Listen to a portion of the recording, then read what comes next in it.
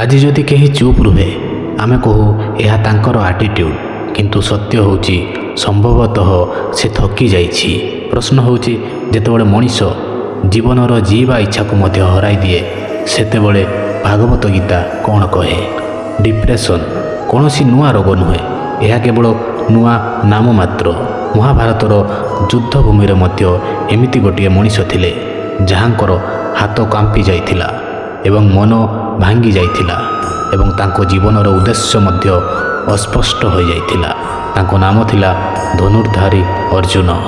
ଏବଂ ସେହି ସମୟରେ କୃଷ୍ଣ ଯାହା କହିଥିଲେ ସେହି କଥା ହିଁ ଆଜିର ଡିପ୍ରେସନ୍ରେ ଥିବା ବ୍ୟକ୍ତିମାନଙ୍କ ପାଇଁ କର୍ମରେ ଆସୁଛି।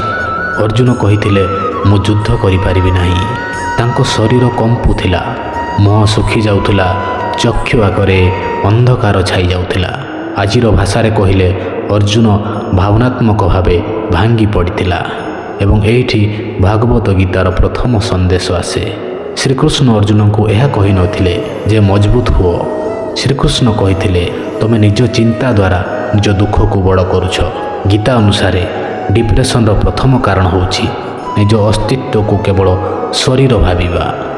ଶ୍ରୀକୃଷ୍ଣ କୁହନ୍ତି ତୁମେ ଶରୀର ନୁହଁ, ତୁମେ ସେ ଯିଏ ଶରୀରକୁ ଦେଖୁଛ, ଅର୍ଥାତ୍ ଯେଉଁ ଯନ୍ତ୍ରଣା ହେଉଛି ସେ ତୁମେ ନୁହଁ, ଯେ ଯନ୍ତ୍ରଣାକୁ ଦେଖୁଛି ସେ ହେଉଛି ତୁମେ।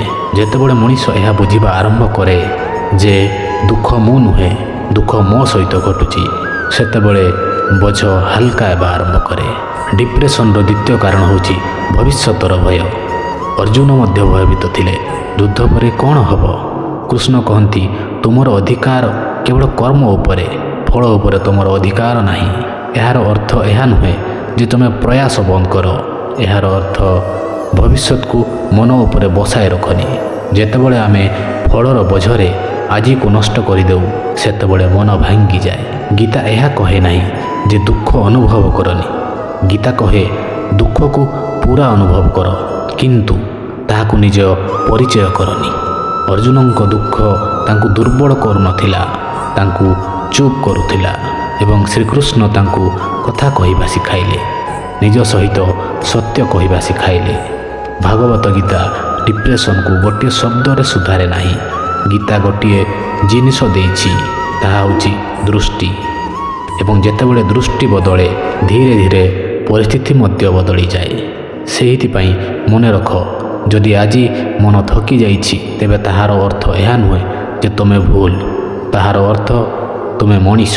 ଯଦି ଏହି କଥାଗୁଡ଼ିକ ତୁମ ମନକୁ ଅଳ୍ପ ମାତ୍ରାରେ ମଧ୍ୟ ସ୍ପର୍ଶ କରିଛି ତେବେ ଏହି ଭିଡ଼ିଓକୁ ସେୟାର କରନ୍ତୁ, କାରଣ ସମ୍ଭବତଃ କେହି ନା କେହି ଏହି କଥାର ସହାୟତା ମାଗୁଛି। ଏବଂ ହଁ, ଗୀତା କେବଳ ଧର୍ମ ନୁହେଁ, ମନକୁ ସମ୍ଭାଳିବାର ଜ୍ଞାନ। ଜୟ ଶ୍ରୀକୃଷ୍ଣ।